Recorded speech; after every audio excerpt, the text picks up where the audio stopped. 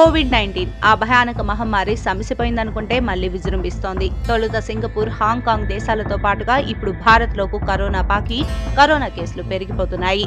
ఎవరు ఊహించని స్థాయిలో కొత్త కేసులు నమోదు కావడంతో పాటు ఎక్కువ మంది ప్రాణాలు కోల్పోతున్నారు.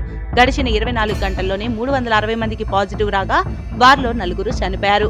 దీంతో కేంద్ర ఆరోగ్య మంత్రిత్వ శాఖ ఆందోళన వ్యక్తం చేస్తోంది. ముఖ్యంగా కోవిడ్-19 పెరుగుదల చూసి ప్రభుత్వం ప్రజలందరినీ అప్రమత్తం చేస్తోంది. బహిరంగ ప్రదేశాలకు వెళ్లకూడదని చెబుతూనే కరోనా బారిన పడకుండా జాగ్రత్తలు తీసుకోవాలని సూచిస్తోంది.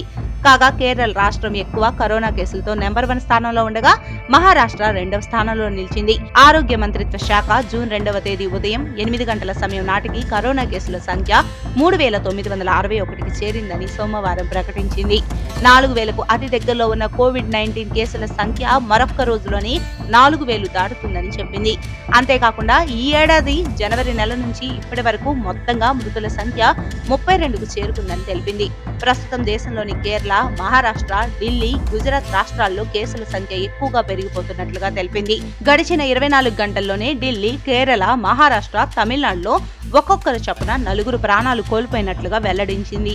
ఇది మాత్రమే కాకుండా కేరళలో కేసుల సంఖ్య 1435కు చేరుకుని కరోనా విషయంలో అగ్రస్థానంలో నిలిచినట్టు కేంద్ర ఆరోగ్య శాఖ తెలిపింది.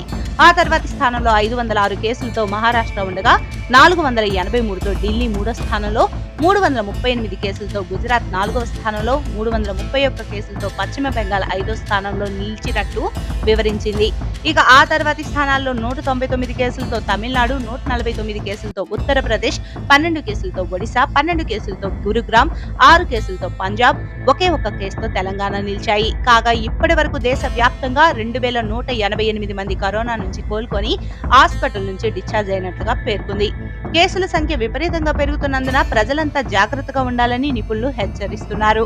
ఇది వరకు అంతగా భయపడాల్సిన అవసరం ఏమీ లేకపోయినప్పటికీ గర్భిణులు, వృద్ధులు, ఇతర ఆరోగ్య సమస్యలు కలిగిన వారు బహిరంగ ప్రదేశాలకు వెళ్లకూడదని, వెళ్లినా మాస్కులు ధరించాలని నిపుణులు సూచించారు.